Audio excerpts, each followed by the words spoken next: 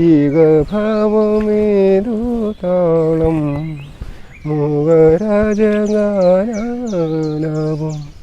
നീ സ്വരഗതിയിൽ നീ സ്വരഗതിയിൽ നീ വരിജകളിൽ ഒറ്റക്കമ്പീനാദം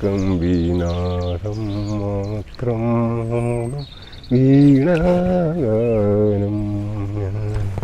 ഈ സ്ഥലം പ്രവമ്പുഞ്ച എന്ന് പറയും. ഇടവം മാസമൊക്കെ കഴിഞ്ഞ് കഴിഞ്ഞാൽ വെള്ളം സാധാരണ പുഴയിൽ പൊങ്ങുമ്പോൾ ആ വെള്ളം തോട് വഴി ഈ പാടത്തേക്ക് വരും. അങ്ങനെയാണ് ഈ പാടത്ത് വെള്ളം നിറയുന്നത്. പിന്നെ തോണിയായിട്ട് കുറച്ച് പേരെങ്കിലും ഈ ആയിട്ട് ഉപജീവന മാർഗത്തിനായി ഈ പാടത്ത് പോയിരുന്ന് മത്സ്യം പിടിക്കും. ഞാൻ എൻ്റെ ഒരു 17 വർഷമെങ്കിലായിട്ടുണ്ട്. ഇത് ഇവിടെ ഉണ്ട് വല, അവിടെയുണ്ട്, പിന്നെ അപ്പുറത്തുണ്ട്, അവിടെയൊക്കെ. പുല്ലിൻ്റെ ഒഴിവ് നോക്കി ഞങ്ങൾ വലയിടുന്നത്. വലയിടാൻ വളരെ ബുദ്ധിമുട്ടാണ്, കാരണം നിറച്ച് പുല്ല. ചേട്ടാ എന്താ പരിപാടി? വലയിടുകയാണ്, മീൻ പിടിക്കാൻ വലയിടുക. കുറേ മീൻ കിട്ടുമോ? കുറേ മീൻ എന്ന് പറഞ്ഞു കഴിഞ്ഞാൽ ഒരു 4-5 കിലോ കിട്ടും. ഈ പാടത്ത് കുറേ ആയോ മീൻ വലയിടുന്നത്? ഈ സ്ഥിരമായിട്ട് ഇവിടെ വലയിടണ. എത്ര മീൻ കിട്ടും? എത്ര രൂപേൻ്റെ?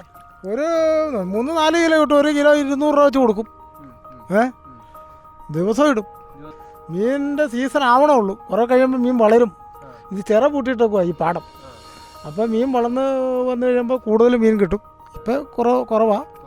ഇവിടെ വാള, മഞ്ഞക്കൂരി, പുല്ലൻ, കാരി, കൂരി, വരാൽ, പരൽ, പള്ളത്തി, അങ്ങനെ എല്ലാ സൈസ് ചെറിയ മീനുകളും ഉണ്ട്. അപ്പോൾ ശരി, ചേട്ടനപ്പോൾ അടിപൊളിയായിട്ട് മീനൊക്കെ പിടിക്ക്, നല്ല വരുമാനമൊക്കെ ഉണ്ടാവട്ടെ. അപ്പോൾ നമ്മളൊരു തുഴഞ്ഞിട്ടൊക്കെ വരാം, ഒരു റൈഡൊക്കെ പോയിട്ട് വരാം. ഇതൊരു വലയാണ്. ഇതൊരു വലയാണല്ലേ? ഇപ്പം ഇതിലൊരു മീൻ വലിച്ചിട്ടുണ്ടെന്ന് തോന്നണത്. ഞാൻ നോക്കട്ടെ.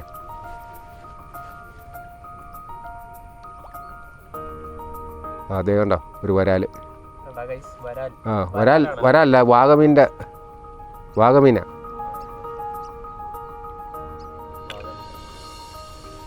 ഇപ്പം എന്തായാലും പൊതുവെ മീൻ കുറവാണ്. ഇത് ഇതിപ്പോൾ ഈ പാടം പറ്റിക്കഴിഞ്ഞാൽ ഞങ്ങൾ പുഴയിലേക്ക് ചാടും, തുണിയായിട്ട് പുഴയിലേക്ക് ചാടി. അത് ഞങ്ങൾ പിന്നെ പുഴപ്പണിയായി, പുഴയിലാണ് പണി.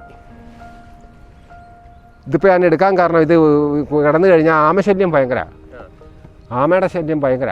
അപ്പോൾ ഞങ്ങൾക്ക് ഇതിൽ ഒരു വലയ്ക്കകത്തൊരു 4 മീൻ കൊണ്ടു കഴിഞ്ഞാൽ 3 എണ്ണം ചിലപ്പോൾ ആമ കൊണ്ടുപോകും. ആമ തിന്നും.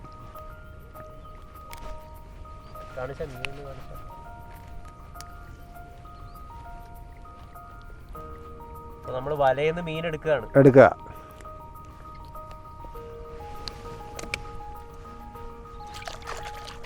ഇതെന്ത് മീനാ? വാഗമീൻ എന്ന് പറയും, വാഗ. നേരത്തെ പ്രത്യേകത എന്ന് വെച്ചാൽ ഞങ്ങൾ ആണ്ടുതോറും വെള്ളം ഇതുപോലെ പൊങ്ങുമ്പോൾ, വർഷകാലത്ത് വെള്ളം പൊങ്ങുമ്പോൾ ഞങ്ങൾ വലയിടാനായിട്ട് ഈ പാടത്ത് വഞ്ചിയും വലയായിട്ട് വരും. എന്നിട്ട് ഞങ്ങൾ രാവിലെ വൈകുന്നേരം വന്ന് വലയിട്ടിട്ട് പോവും, രാവിലെ വന്ന് വലയെടുക്കും. ഇവിടെ ഒരാൾ വെള്ളം ചില സ്ഥലങ്ങളിലേ ഉള്ളൂ, ഈ കുഴിക്കണ്ടങ്ങളിലേ ഇത്തിരി വെള്ളം കൂടുതലുള്ളൂ. അല്ലാത്ത സ്ഥലങ്ങളിലൊക്കെ ഒരാളിലേക്ക് താഴെ വെള്ളമുള്ളൂ. ഇത് കരക്കണ്ട. ചില സ്ഥലങ്ങളിലേക്ക് മാറിയാൽ കുഴികണ്ടായിട്ട് വരും, കുഴി പോലെ വെള്ളം കണ്ട. 14 രാവുദിച്ചത് മാനത്തു കലായി കടവത്തു, പനിനീരിൻ പൂവിരിഞ്ഞത് മുറ്റത്തോ കല്ലായി കടവത്തു. 14 രാവുദിച്ചത് മാനത്തു കലായി കടവത്തു. ഇത്രയേ ഉള്ളൂ അല്ലേ ആഴം? ഭയങ്കര ചേട്ടാ, എനിക്കില്ലേ ഇതിപ്പോൾ ഇതിലൂടെ തുഴഞ്ഞിട്ടേ ഭയങ്കര രസമുണ്ട്. ഞാൻ ആദ്യമായിട്ടാണ് ഇങ്ങനെ ഒരു പാടത്തൂടെ ഒരു തോണിയിൽ തുഴഞ്ഞ് പോകുന്നത്. അതുകൊണ്ട് തന്നെ ഭയങ്കര രസമുള്ള വിഷ്വൽസാണ്. ഭയങ്കര നല്ല കിടിലൻ ആംബിയൻസാണ്. സമയം ഏതാണ്ടൊരു 6-6:30 ആയിട്ടുണ്ടാവും. മഴ ഇങ്ങനെ പെയ്യാൻ വേണ്ടി കനത്ത് കെട്ടിയിരിക്കുകയാണ്. നമ്മളിവിടെ താഴത്ത് വളരെ മനോഹരമായിട്ട് ഒരു പുഞ്ചപ്പാടത്തൂടെ തോണിയൊക്കെ തുഴഞ്ഞ് ഇരിക്കുകയാണ്. ഭയങ്കര കിടിലൻ ആംബിയൻസ് ആണ്, അടിപൊളി ആംബിയൻസ് ആണ്. അപ്പോൾ നമ്മൾ മനോഹരമായിട്ടുള്ള കാഴ്ചയൊക്കെ ആസ്വദിച്ച് വന്ന് ഈ വെള്ളം ഇപ്പോൾ അടുപ്പിക്കാൻ വേണ്ടി പോവുകയാണ്. അപ്പോൾ നമുക്ക് അടുപ്പിക്കാം. അപ്പോൾ ഞാൻ വെള്ളത്തിൽ നിന്ന് കരയിലേക്ക് ലാൻഡ് ചെയ്യാൻ വേണ്ടി പോവുകയാണ്.